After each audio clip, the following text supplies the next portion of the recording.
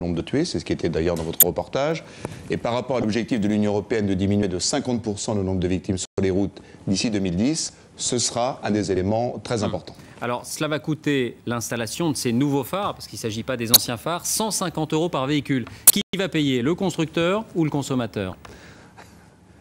Alors, c'est des phares différents de nos phares de croisement actuels, ce qui explique d'ailleurs que les motards aient une attitude qui a changé par rapport à ce qui s'était passé précédemment. Ce sont des diodes, vous savez, ce qu'on retrouve habituellement sur les routes, qui marquent une luminescence, etc.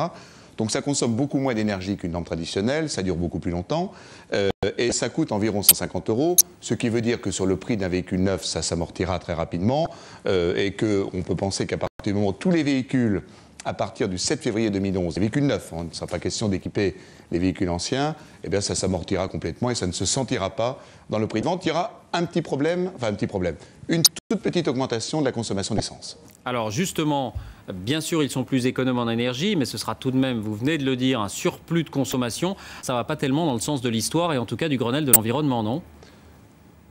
Vous savez, le sens de l'histoire, c'est de faire ce que nous avons commencé à faire depuis plusieurs années en France, c'est-à-dire de baisser chaque année le nombre de morts sur les routes. On s'est donné comme objectif, le président Sarkozy, de faire baisser encore de 1500 pendant son quinquennat le nombre de morts sur les routes. Les statistiques actuelles sont bonnes, les efforts de tous existent. Et évidemment, ça consommera environ 1% de plus, ce qui veut dire l'équivalent d'une vitesse supplémentaire de 2 à 3 km. Comme en même temps, nous souhaitons qu'on soit très maître de sa vitesse, je crois que personne ne le sentira. Et honnêtement, des milliers de morts et de blessés en moins, ça vaut bien un effort de chacune et de chacun d'entre nous. Merci Dominique Bussereau d'avoir répondu à nos questions. L'inquiétude